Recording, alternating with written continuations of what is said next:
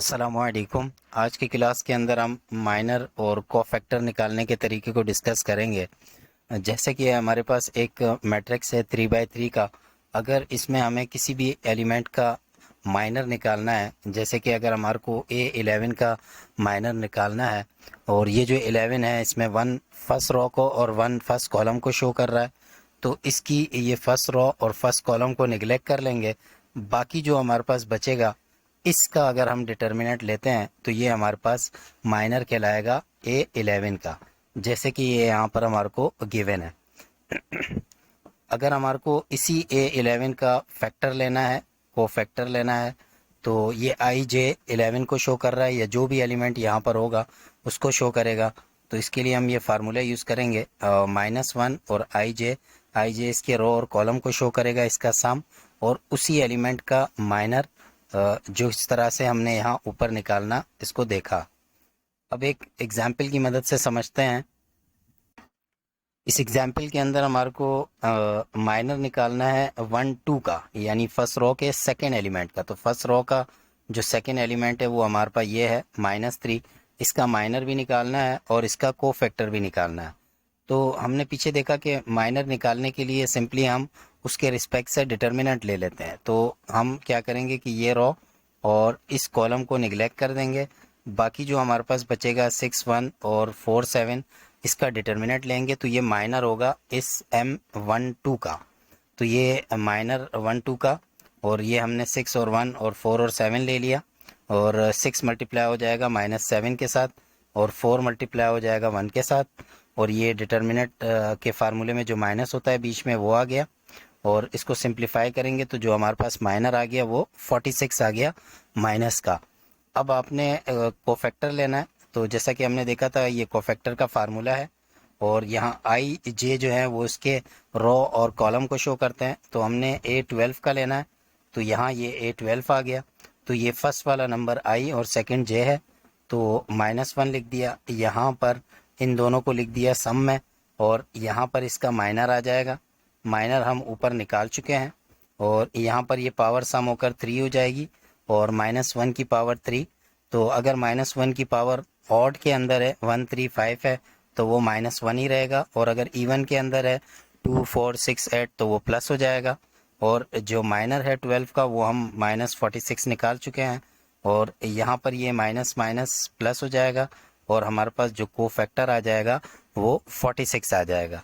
इसी तरह से हमारे पास बुक की एक्सरसाइज की प्रॉब्लम के अंदर भी इसका एक रिलेटेड क्वेश्चन है, उसको देखते हैं। सो क्वेश्चन नंबर 2 के अंदर हमारे पास माइनर निकालना है हमने 1 2 का, 2 2 का, 2 1 का, और हर एक का कोफैक्टर भी निकालना है। तो सबसे पहले हम 1 2 का माइनर और कोफैक्टर निकालेंगे, फिर उसके बाद हम 2 2 का निकाल लेंगे, और फिर उसके बाद हम लास्ट वाले 2 1 का निकालेंगे। तो सबसे पहले वाले की तरफ आते हैं। तो ये हमारे पास 3 बाई 3 का मैट्रिक्स है, और हमें M12 का निकालना है। तो 1 2 का एलिमेंट हमारे पास ये 1 है, तो इसकी ये रो को निगलेक्ट करेंगे, ये कॉलम को निगलेक्ट कर देंगे। तो बाकी जो हमारे पास बच जाएगा वो ये 1 1 और ये 1 2 बचेगा। इसको हम यहाँ पर लेकर इसका डिटर्मिनेंट निकाल लेंगे। ये इससे इंटू होगा, ये इससे इंटू होगा, तो यहाँ ये 2 1 ज़ा 2, और इसमें फार्मूले का माइनस, और यहाँ ये 1 1 ज़ा, तो ये 2 ये -1, तो हमारे पास जो M12 आ जाएगा वो 1 के बराबर आएगा। अब इसका कोफैक्टर निकालें, तो A12 का कोफैक्टर ये -1 आएगा, और जो भी यहाँ नंबर दिया है जैसे 1 1 1 2 उसका सम इसके पावर में ले लेंगे, और माइनर भी इसी का ही आएगा, यानी 12 का जो हमने ऊपर निकाला। तो A12 इज इक्वल टू ये -1 ऊपर पावर 3 हो जाएगा, और जो माइनर निकाला है 12 का वो 1 लिखा है तो वो यहाँ आ जाएगा। और पावर अगर आपके पास ऑड है 1 3 5 तो वो माइनस में ही रहेगी, और अगर इवन है तो प्लस हो जाएगी। तो ये -1 मल्टीप्लाई 1, तो हमारे पास जो कोफैक्टर आ जाएगा A12 का वो -1 आ जाएगा। इसी तरह हमें कोफैक्टर निकालना है 22 का। तो 22 अगर हम देखें तो इसका मतलब होगा सेकेंड रो सेकेंड कॉलम, तो 22 हमारे पास ये वाला होगा। तो अब ये रो निगलेक्ट कर लें, ये कॉलम निगलेक्ट कर लें, तो जो मैट्रिक्स बनेगा वो ये 2 1 1 और 2 का बनेगा, जैसा कि यहाँ दिखा हुआ है।